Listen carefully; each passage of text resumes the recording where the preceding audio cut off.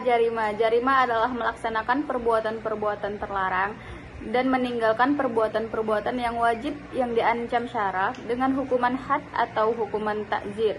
Kalau perintah atau larangan itu tidak diancam dengan hukuman, bukan dinamakan dengan jarimah. B. Ketentuan tentang jarimah pembunuhan. 1. Pengertian jarimah pembunuhan. Dalam istilah pembunuhan didefinisikan oleh Wahbi Zuhaili yang mengutip pendapat Syarabini Khatib dengan sebagai berikut. Pembunuhan adalah perbuatan yang menghilangkan atau mencabut nyawa seseorang. Abdul Qadir sudah memberikan definisi pembunuhan sebagai berikut. Pembunuhan adalah perbuatan manusia yang menghilangkan kehidupan, yakni pembunuhan itu adalah menghilangkan nyawa manusia dengan sebab perbuatan manusia yang lain. Dari definisi tersebut dapat diambil istilah bahwa pembunuhan adalah perbuatan seseorang terhadap orang lain yang mengakibatkan hilangnya nyawa, baik perbuatan tersebut dilakukan dengan sengaja maupun tidak sengaja, dan tentu dilarang oleh syara. 2. Dasar hukum jarimah pembunuhan. Pelanggaran terhadap hukum syariat Islam dapat berupa perbuatan atau sikap tidak berbuat. Jarimah pembunuhan oleh hukum Islam dinyatakan sebagai perbuatan yang dapat dihukum atau mendapatkan sanksi. Bahwa pembunuhan merupakan perbuatan yang dilarang oleh syara dan ajaran Islam melarang keras adanya pembunuhan, kecuali ada alasan yang dibenarkan oleh hukum syara. Yang ketiga, unsur-unsur jarimah pembunuhan. Suatu perbuatan atau sikap tidak berbuat tidak cukup dipandang sebagai jarima atau tindak pidana, kecuali adanya nas yang melarang dan mengancamnya dengan hukuman. Seseorang dapat dipersalahkan telah melakukan jarima. 6. Menurut nas, jika orang tersebut telah terbukti memenuhi unsur-unsur daripada jarima. Suatu perbuatan baru dianggap sebagai tindak pidana atau jarima apabila unsur-unsurnya telah terpenuhi. Unsur-unsur ini ada yang umum dan ada yang khusus. C. Macam-macam jarimah pembunuhan.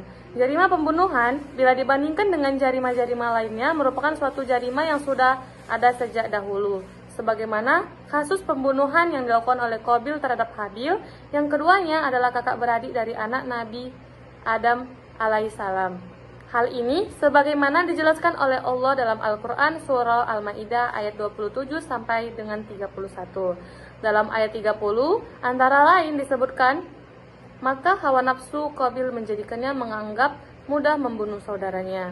Sebab itu, bunuhnyalah, maka jadilah ia seorang di antara orang-orang yang merugi. Quran Surah Al-Ma'idah ayat 30. Berikut ini akan penulis uraikan satu persatu dari kedua macam pembunuhan tersebut. Yang pertama, pembunuhan sengaja. Pembunuhan sengaja sebagaimana dikemukakan oleh Abdul Qadir Audah adalah pembunuhan sengaja, suatu pembunuhan di mana perbuatan yang mengakibatkan hilangnya nyawa seseorang disertai dengan niat untuk membunuh korban. Yang kedua, pembunuhan menyerupai sengaja. Pembunuhan menyerupai sengaja atau semi sengaja adalah perbuatan yang sengaja dilakukan oleh seseorang kepada orang lain dengan tujuan mendidik. Sebagai contoh, seorang guru memukul penggaris kepada kaki seseorang muridnya. Tiba-tiba muridnya yang dipukul itu meninggal dunia. Maka perbuatan guru tersebut dinyatakan sebagai pembunuhan semi atau menyerupai sengaja. Kesimpulan, jarimah pembunuhan sengaja atau al-qatl al-am merupakan salah satu bentuk kejahatan yang paling berat dalam hukuman pidana Islam. Pembunuhan ini dilakukan dengan niat dan kesengajaan, baik melalui alat yang lazim menyebabkan kematian maupun dengan cara yang dirancang untuk menghilangkan nyawa korban.